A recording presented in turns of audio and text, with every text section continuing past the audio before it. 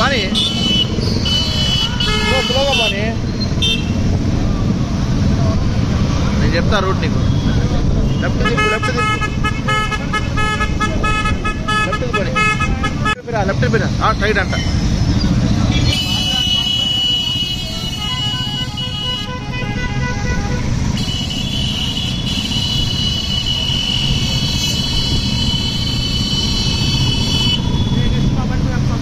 ఏమైంది?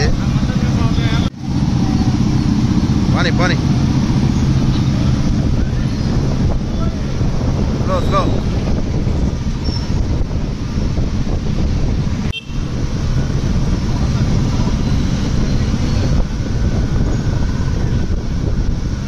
Slow slow.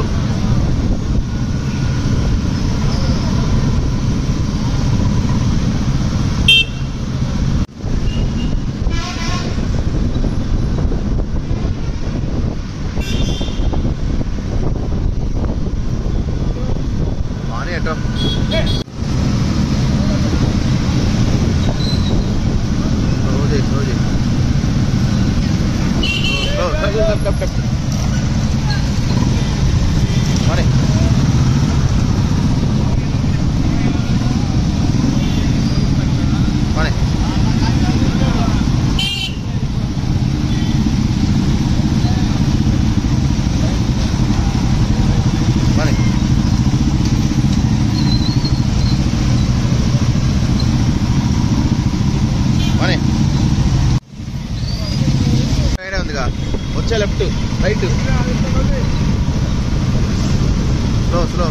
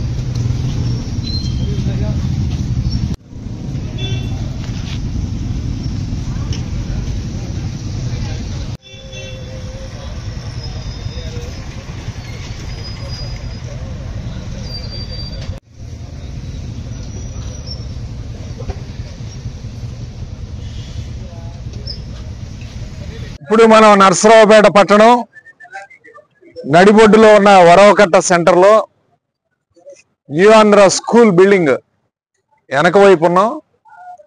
ఇక్కడ ఒక మినీ డంపింగ్ యార్డ్ తయారు చేశారు. దాదాపు సుమారు ఒక 10 రోజుల నుంచి 15 రోజుల నుంచి ఈ చెత్త ఎత్తని ప్రదేశం ఇది. ఇక్కడ స్కూల్ పిల్లలు చదువుకుంటూ ఉన్నారు. అసలే వర్షాలు పడుతున్నాయి. స్కూల్ పిల్లలు ఒకవైపు ఉంటే ఇక్కడ హాస్పిటల్స్ ఉన్నాయి, ప్రైవేట్ హాస్పిటల్స్. ఒకవైపు రోగులు, మరొక వైపు పిల్లలు. ఇవాళ విష జ్వరాలు విపరీతంగా పెరగటానికి ఇది ఒక మూల కారణం. ఇలాంటి ప్రదేశాల్లో కూడా చెత్త ఎత్తే పరిస్థితి లేదు నర్సరావుపేట పట్టణంలో. నర్సరావుపేట పట్టణం చెత్తమయమైపోయింది ఈరోజు ఎక్కడ చూసినా చెత్త ఎత్తకుండా చెత్త కనీసం వారం 10 రోజుల నుంచి నిల్వ ఉంచే కార్యక్రమం. ఈగలు, దోమలు, అంటువ్యాధులు విపరీతంగా ప్రబలటానికి ఈరోజు పూర్తిగా ఇవి ఒక ఫోకల్ పాయింట్ లాగా ఉంటాయి. ఖచ్చితంగా ఒకటే చెప్తా ఉన్నాం, ఎమ్మెల్యే గారు ఒక 3 నెలలు మురిపించాడు, రోడ్లన్నీ ఊడ్చాము, చెత్త ఎక్కడ ఉండదని చెప్పి. 3 నెలల తర్వాత అసలు పట్టించుకున్న దాఖలు లేదు ఇవాళ. ఎంత అధ్వానంగా తయారైందంటే పట్టించుకునే దాఖలాలు లేవు ఇవాళ. ఇంత దారుణంగా ఉన్నాయి. డ్రైనేజ్ వ్యవస్థ అంతే ఉంది, మున్సిపాలిటీ చెత్త అలానే ఉంది. ఇవాళ ఎక్కడా కూడా పరిశుభ్రత లేకుండా ఈరోజు కేవలం వాళ్ళ స్వార్థం కోసం వాళ్ళ పనులు చేస్తున్నారు తప్ప ఇలాంటి పనులు ఎక్కడా కూడా నెరవేర్చే కార్యక్రమం చేయట్లేదు. దయచేసి ఇది త్వరగా కలెక్టర్ గారికి, మున్సిపల్ కమిషనర్ గారికి, ఆర్డీఓ గారికి నేను విజ్ఞప్తి చేస్తున్నాను. అట్లీస్ట్ ఈ వర్షాకాలం ప్రారంభమయ్యే ముందన్నా స్పెషల్ శానిటేషన్ డ్రైవ్ పెట్టి ఎక్కడ చెత్త లేకుండా ఈ చెత్త ఇచ్చే కార్యక్రమం, డ్రైనేజీలన్నీ బాగు చేసే కార్యక్రమం, శుభ్రం చేసే కార్యక్రమం చేయాలి. లేకపోతే వర్షాలు పడిందంటే ఆ నీళ్ళంతా డ్రైనేజీలోకి వచ్చి పొంగి పొర్లే కార్యక్రమం ఉంటుంది. కాబట్టి తక్షణమే ఇలాంటి డంప్ యార్డులు ఎక్కడైతే ఉన్నాయో చెత్త ఇవన్నీ కూడా ఎత్తే కార్యక్రమం చేయాలి అని చెప్పి ఈరోజు విజ్ఞప్తి. కనీసం 10 రోజుల నుంచి 15 రోజుల నుంచి చెత్త తీసిన పాపాన్ని పోలేదు. ఇలాంటి ప్రదేశాలు మరెన్నో. మేము ఈరోజు ఇది ఒక్కటే విజిట్ చేస్తున్నాం కాబట్టి ఈరోజు మాకు అర్థం అవుతా ఉంది. దయచేసి వెంటనే దీని మీద దృష్టి పెట్టాలని చెప్పి నేను డిమాండ్ చేస్తున్నాను.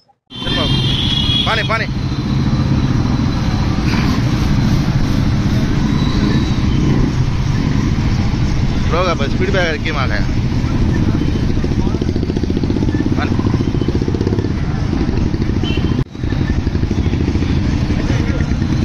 स्टेडियम सार के पास रहना भाई.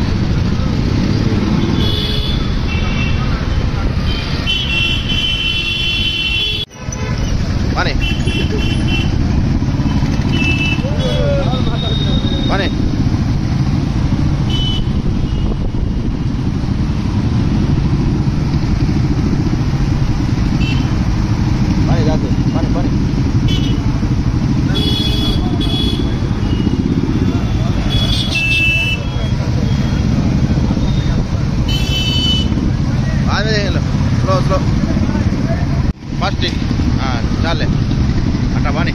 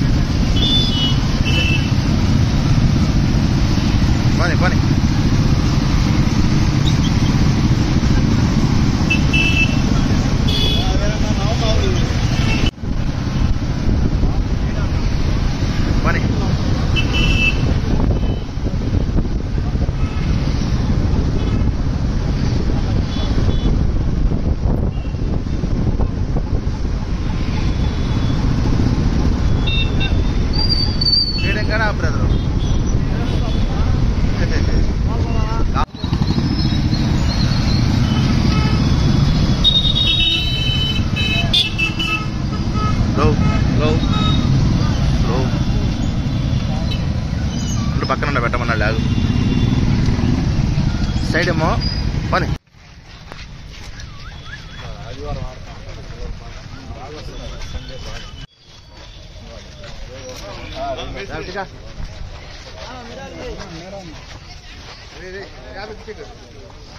బయట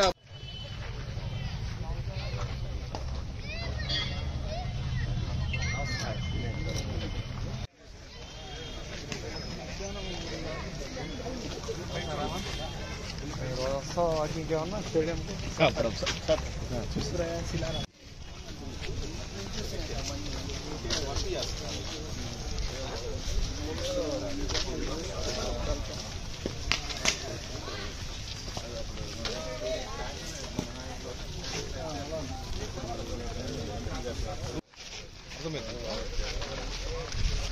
చెప్పదలుచుకోలేదు ముందు చెప్తే బాగా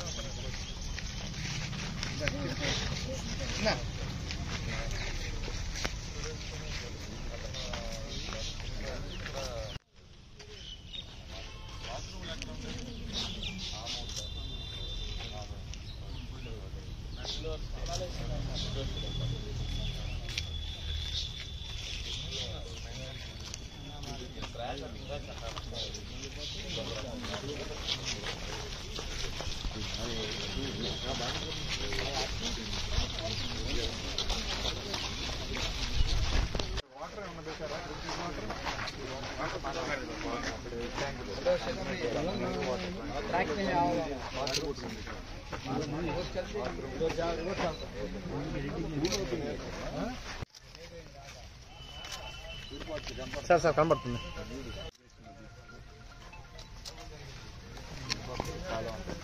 స్టేడియం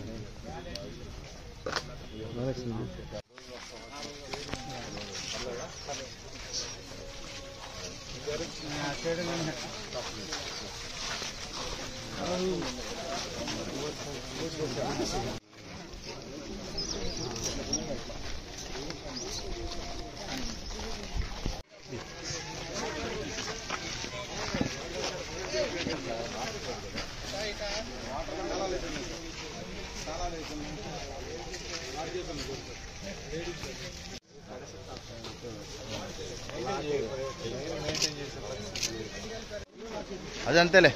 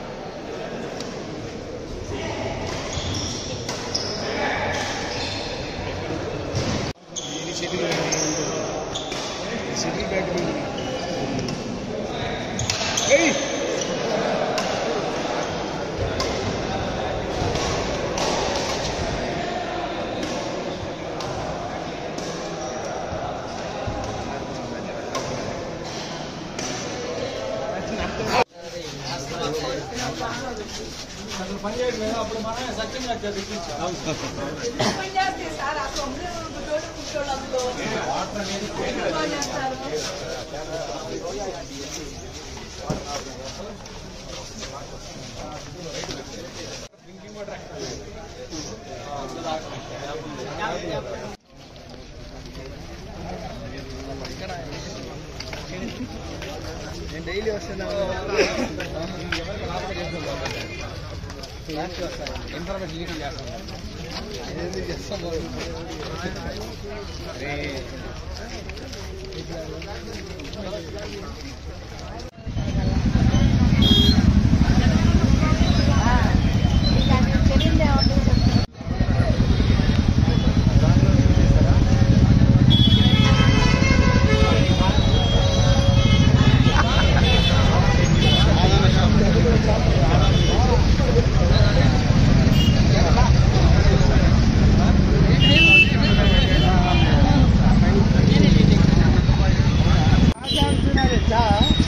वहाँ है ना भाई सत्यमल रोड में वो वहाँ चप्पाल गुड़ी के नहीं रमेश रखना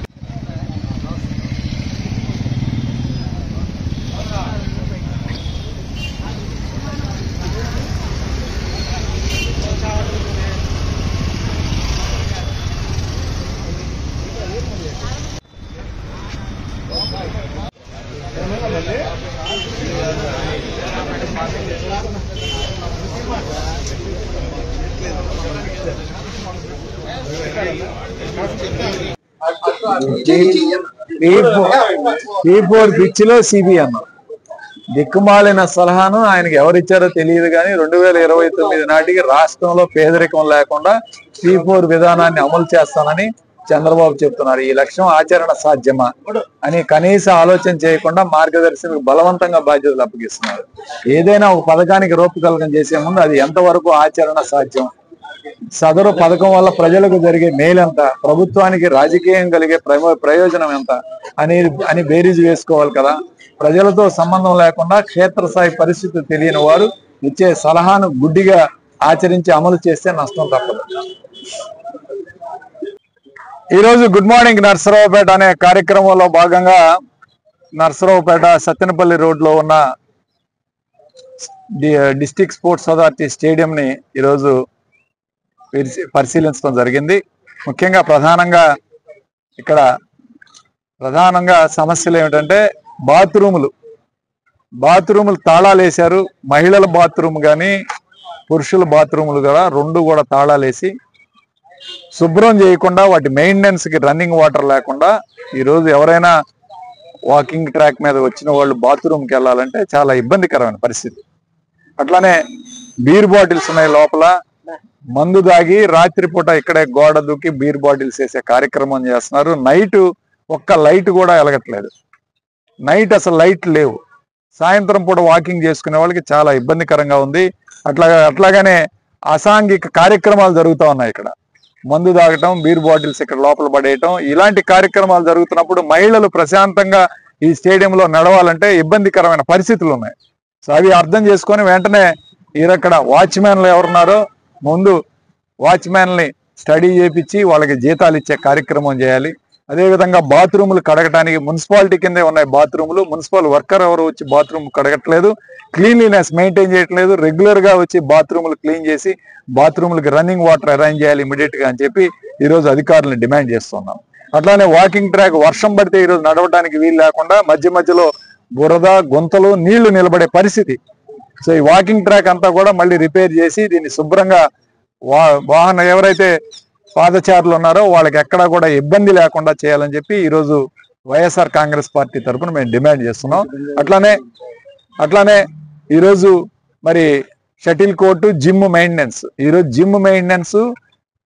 జిమ్ లో ఏదైనా వస్తువు ఇంతవరకు కూడా కావాలని ఉన్న పరికరాలని ఇంతవరకు కూడా శాప్ ఇక్కడ సమకూర్చలేదు. దాదాపు అద్దె నెలవారీ 26,000 అద్దె తీసుకుంటున్నారు నెలవారీ. మెయింటెనెన్స్ కి చాలా కష్టంగా ఉంది. ఫీజులు తగ్గించే కార్యక్రమం చేస్తే ఈ యొక్క ఎవరైతే కాంట్రాక్ట్ బేసిస్ మీద తీసుకున్నారో వాళ్ళు సుదీర్ఘ కాలం దీన్ని మెయింటైన్ చేయడానికి అవకాశం ఉంటుంది. అలా కాకుండా వాళ్ళకి ఈరోజు భారం పడే కార్యక్రమం. ఈరోజు నెలకి 26,000 అద్దె, 11,000 కరెంటు, 37,000 రూపాయలు కడితే వాళ్ళకి వచ్చేది నెలకి 30,000 రూపాయలు మాత్రమే. ఒక్కో మనిషి దగ్గర 1000 రూపాయలు కలెక్ట్ చేస్తున్నారు, 30,000 రూపాయలు, ఇంకా -7,000 రూపాయలు మైనస్లో ఉన్నారు. సో వాళ్ళు ఈ విధంగా సంవత్సరం కాలపు మెయింటైన్ చేయాలంటే వాళ్ళ చేతి భారం పడకుండా ఈ ఫీజులు ఏదైతే ఉంది తగ్గించాలని చెప్పి ఈరోజు మేము డిమాండ్ చేస్తున్నాం. ఎందుకంటే మెయింటెనెన్స్ ఎవరైతే ఎంతమంది వస్తారో వాళ్ళ దగ్గర తీసుకోవడం గతంలో ఈరోజు ఆ విధంగా చేసాం. మేము నష్టానికైనా ఫీజులు పెంచకుండా గతంలో ఒక్కో వ్యక్తి దగ్గర 700 రూపాయలు తీసుకొని జిమ్ మెయింటైన్ చేసాం. ఈరోజు 1000 రూపాయలు కలెక్ట్ చేస్తా ఉన్నారు. అయినా సరే జిమ్ లో పరికరాలు కొరతగా ఉన్నాయి, జిమ్ మెయింటెనెన్స్ కష్టంగా ఉంది. రేపు ఇతను కూడా కాంట్రాక్టర్ కూడా ఇబ్బంది పడి వదిలేసే పరిస్థితి ఉంటుంది. అట్లానే షటిల్ కోర్టు కూడా 17,000 రూపాయల నుంచి 18,000 రూపాయలు నెలవారీ కట్టాల్సి వస్తుంది. కరెంటు బిల్లు అదనంగా వాళ్ళ పరిస్థితి కూడా అంతే. ఈరోజు ఎందుకంటే చాలా షటిల్ కోర్టులు, ఇండోర్ షటిల్ కోర్టులు పట్టణంలో వివిధ ప్రాంతాల్లో వచ్చిన తర్వాత స్టేడియంకి రావటం తగ్గింది కాబట్టి ఇక్కడ కూడా ఫీజులు తగ్గించి ఈరోజు ఎవరైతే ఆటలాడే వాళ్ళని ప్రోత్సహించాలి, ప్రభుత్వమే ప్రోత్సహించే కార్యక్రమం చేయాలి. అట్లానే ఈరోజు మార్నింగ్ టైంలో కూడా క్రికెట్ ఆడుతున్నారు. దానివల్ల నడిచే వాళ్ళకి చాలా ఇబ్బందికరంగా ఉంది. ఆ బంతులు తగిలి చాలా ఇబ్బంది పడుతూ ఉన్నారు. ఇది పూర్తిగా ఏదైతే క్రికెట్ ఏదైతే ఉందో అది 9 గంటల తర్వాత ప్రారంభించుకునేటట్టు మార్నింగ్ 6 గంటలు 5 గంటల నుంచి 9 గంటల వరకు ఈ నడిచే వాళ్ళకి ఈరోజు ఇబ్బంది లేకుండా పరిస్థితులు కలుగజేయాలని చెప్పి ఈరోజు వైఎస్ఆర్ కాంగ్రెస్ పార్టీ తరఫున మేమందరం డిమాండ్ చేస్తున్నాం. అట్లానే ఈ యొక్క షటిల్ కోర్ట్ ఎదురు ఆ డంపింగ్ యార్డ్ లో ఉన్న వేస్ట్ అంతా తెచ్చిపెట్టారు. దానిలో గాజు పెంకులు, ఇనప ముళ్ళు, ఇనప రాడ్లు గుచ్చుకునే కార్యక్రమం జరుగుతూ ఉంది. అక్కడ నడవాలంటే దయచేసి అలాంటి మట్టి పోసి ఈరోజు నడిచే వాళ్ళకి ఏదైనా దెబ్బ తగిలితే చాలా ఇబ్బందికరమైన పరిస్థితి కాబట్టి అది తీసేసి గ్రావెల్ ఏదైతే ఉందో గ్రావెల్ తోలే కార్యక్రమం, ఎలాగూ వాకింగ్ ట్రాక్ బాగు చేయాలి కాబట్టి ఈ సమయంలో గ్రావెల్ కూడా తోలుకుంటే అక్కడ ఇబ్బంది లేకుండా ఉంటుందని చెప్పి ఈరోజు డిమాండ్ చేస్తున్నాం. మెయింటెనెన్స్ ఏదైతే ఉందో గతంలో మెయింటైన్ చేసిన పీఈటీలు వాళ్ళు ఇక్కడ పరిశుభ్రంగా ఉంచేటట్టు రోజు రెగ్యులర్ గా ఆయన మానిటర్ చేసేవాడు. అలాంటి పీఈటీలని ఈరోజు తీసుకొచ్చి మళ్ళీ ఇక్కడ పెట్టి, ఎందుకంటే దీన్ని శాప్ కింద మారిస్తే శాప్ ఎప్పుడు డబ్బులు కలెక్ట్ చేద్దామనే ఉద్దేశంలో ఉన్నారు తప్ప ఇక్కడ మెయింటెనెన్స్ గురించి పట్టించుకోవట్లేదు. అట్లానే మన వెనకాల ఉన్న స్విమ్మింగ్ పూల్ దాదాపు ఈ ప్రభుత్వం వచ్చి 14 నెలలు అవుతుంది, ఇంతవరకు కూడా దాన్ని ప్రారంభించుకోలేదు. స్విమ్మింగ్ పూల్ తాళం వేసే ఉంది. మరి ఎంతో ఖర్చు పెట్టి ప్రారంభించిన స్విమ్మింగ్ పూల్ ని ఇంతవరకు కూడా ఈరోజు మరి దాన్ని ప్రారంభించుకునే దశకు కూడా తీసుకురావడం చాలా బాధాకరం. అట్లానే ఈరోజు శాప్ను కూడా మేము కోరేదంటే దయచేసి ఇలాంటి స్టేడియాల్లో శాప్ నుంచి కోచ్లను అపాయింట్ చేసి, గతంలో ఆదివారం వచ్చిందంటే టేక్ విండో కానీ, కరాటే కానీ, ఆర్చరీ కానీ ఇలాంటి కోచ్లు అందరూ కూడా వచ్చి పిల్లలకి ట్రైనింగ్ ఇచ్చేవాళ్ళు. ఈరోజు ఎక్కడా కూడా అలాంటి పరిస్థితులు కనపట్లేదు. శాప్ వాలంటరీగా తీసుకొని కోచ్లను అపాయింట్ చేసి స్టేడియంలో ఏదైతే ఈరోజు ఎవరైతే పిల్లలు ఉన్నారో తల్లిదండ్రులు కూడా వాళ్ళని మనం ఎంకరేజ్ చేసే విధంగా ఉండాలి. పిల్లల్ని తీసుకొచ్చి ఇలాంటి గేమ్స్ లో ట్రైనింగ్ ఇస్తే సెల్ఫ్ డిఫెన్స్ కానీ, మా ఆడపిల్లలకి సెల్ఫ్ డిఫెన్స్ కానీ లేదా ఇతరత్ర బాడీ ఫిట్నెస్ కానీ ఉపయోగపడే కార్యక్రమం ఉంటుంది. కాబట్టి ఇవన్నీ కూడా పరిగణలో తీసుకొని ఖచ్చితంగా వీలైనంత త్వరగా స్టేడియంలో ఉన్న సమస్యల్ని పరిష్కరించాలని చెప్పి ఈరోజు మేము అధికారులు, కలెక్టర్ గారికి, అలానే ఈరోజు ఆర్డీఓ గారికి, అట్లానే శాప్ అథారిటీస్కి, వీళ్ళందరికీ కూడా ప్రజాప్రతినిధులకు కూడా మేము విజ్ఞప్తి చేస్తూ సెలవు తీసుకుంటాం.